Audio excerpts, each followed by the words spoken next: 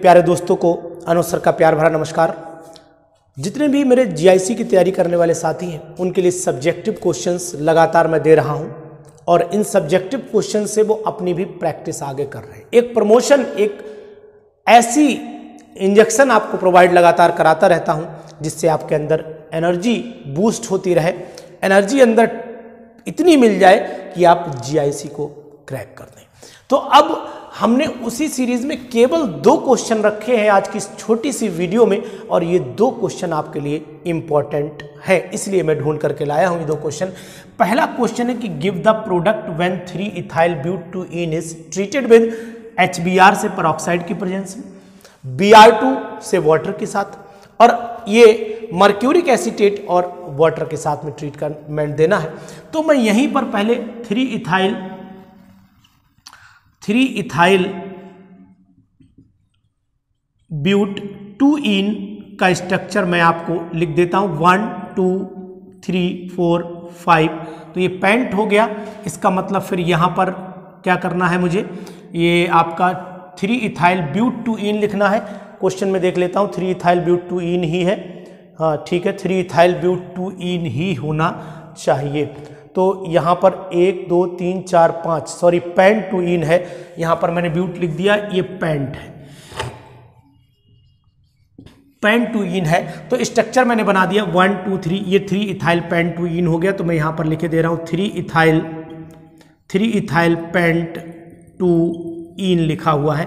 अब इसको अगर हम लोग HBr से ट्रीटमेंट देते तो 3 रिएक्शन है, तीनों इसी कॉलम में हम लोग डिस्कशन कर लेंगे, इजीली समझ जाएंगे।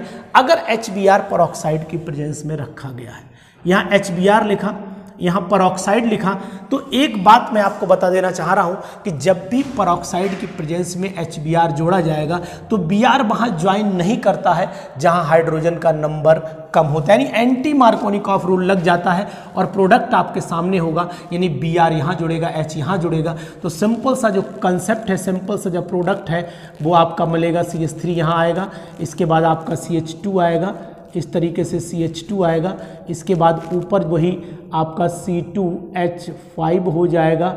और यहीं पर आपकी बात कर लेते हैं, यहाँ नीचे इधर H हो गया, यहाँ पर सिंगल बॉन्ड, यहाँ H हो गया, यहाँ Br हो गया और यहाँ पर आपका CH3 हो जाता है।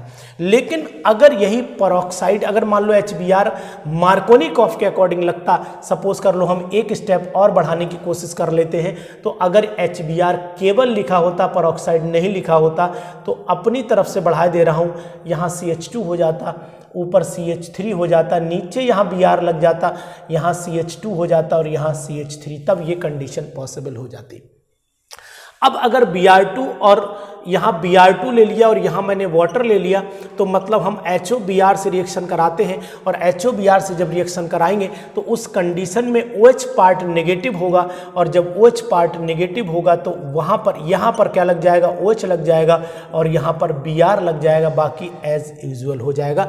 और ये आपने ऑक्सीमर्क्यूरेशन डीमर्क्यूरेशन पढ़ा होगा, तो उसके अकॉर्डिंग मैं पूरी स्टेप नहीं बता रहा हूँ, पूरी स्टेप का नाम बता दे रहा हूँ। ऑक्सीमर्क्यूरेशन और डीमर्क्यूरेशन जब आप कराएंगे तो उस कंडीशन में जो OH ग्रुप है यानी एल्कोहल बनता है, और एल्कोहल कौन सा बनेगा वो भी मैं आपको बता दे रहा हूँ। ये एल्कोहल यहाँ पर OH लग जाएगा और ये एल्कोहल इस तरीके का बन जाता है। ये रिएक्शन आपने 12th क्लास में पढ़ी होंगी, सभी जितनी भी रिएक्शन से पढ़ाते भी होंगे आप लोग, ये बहुत ही इंपॉर्टेंट रिएक्शन है, तो ये आप ध्यान रखिएगा। इसी तरीके से अगर हम लोग इस कंपाउंड को देखें, ये हमारे पास जो कंपाउंड है 1,2 हो जाता है, इसका नाम भी आपको पता होना चाहिए, 1 ब्रोमो हो जाएगा, 1 ब्रोमो, और आपका क्या होगा, ईथ 1 ईन हो जाता है। मैं इसे इथीन लिखे दे रहा हूँ, 1 ब्रोमो इथीन आपके सामने ये कंपाउंड है।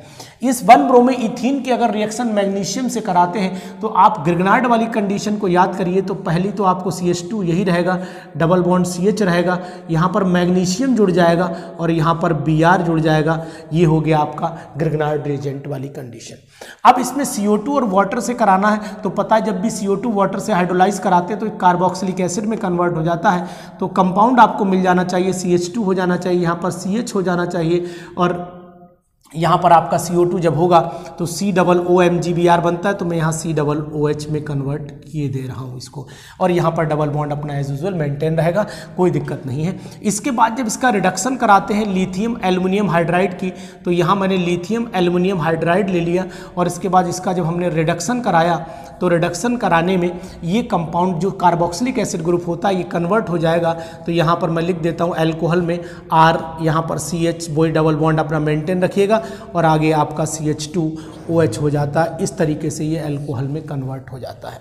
तो दोस्तों ये सब चीज़ें, इस टाइप की रिएक्शंस, इस टाइप की स्टेप्स आपको जरूर पता रहनी चाहिए, और इन स्टेप्स से आप इजीली ये सीख सकते हैं कि आखिरकार हमें कब कौन सा ग्रुप लगाना है, कब कौन सा हटाना है। यानी क्या होता है एग्जाम में पूरी PhD रिसर्च करके जाने वाले, हमने देखा है अक्सर, ये बहुत नोटिस किया हुआ है मैंने, कि जितने लोग देखिए पढ़िए, डीपली पढ़िए, अच्छी बात है, लेकिन कंसेप्चुअल पढ़िए, टू द पॉइंट पढ़िए। अब आप ये कहें नहीं कि साहब ऑक्सीमर्क्यूरेशन डीमर्क्यूरेशन पूरा सर दिखाइए, तो फिर उस समय बहुत दिक्कत हो जाएगी।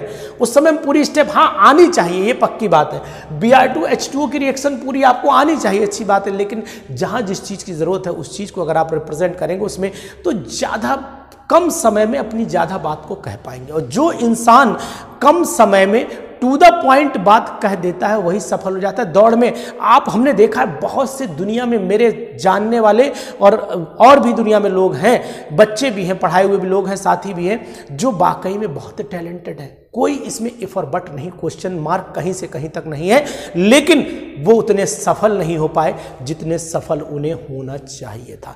सिर्फ क्यों नहीं हो पाए, कारण भी आपको बता दे रहा हूं। कारण सिर्फ ये था कि वो क्या करना चाहते थे, वो पूरी यानी कि अपने को ज्यादा से ज्यादा रिप्रेजेंट करने के चक्कर में कुछ रिप्रेजेंट नहीं कर पाते थे, और उनसे कमजोर लोग दुनिया में उनसे कई गुना आगे चले गए, क्योंकि उन्होंने मौके पे चौका मार दिया। जहां जिस चीज की जरूरत थी वहां वो चीज रिप्रेजेंट कर दी, और हम उसको रिप्रेजेंट करने को और अच्छा करने के चक्कर में अच्छा कर ही नहीं पाए, इसी बात का इंतजार करते रह गए। तो यही बात अप्लाई करिए अपने एग्जामिनेशंस में। जितना पूछा है उतना फटाक से कह दीजिए, ये नहीं कि जो पूछा है वो सबसे बाद में कह पाए और तब तक समय निकल गया, पीछे जो कहते रह गए उसका कोई मतलब नहीं था।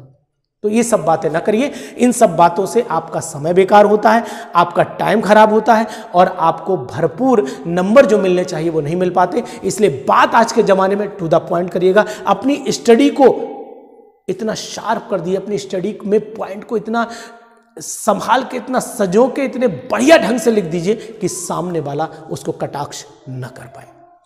तो इन रिएक्शंस को पढ़िए, इनको समझिए, इसी तरीके के कुछ और क्वेश्चंस भी करते रहिए, जिससे आपके एग्जाम में आपको मदद मिलती रहे। और मैं आपके साथ हूं, मैं डॉक्टर अनुज शर्मा आपकी हर तरीके से आपकी मदद करता रहूंगा, और आपकी GIC से रिलेटेड जितनी भी मदद मुझसे हो पाती, जितने क्वेश्चन आपके हो पाएंगे वो करूंगा।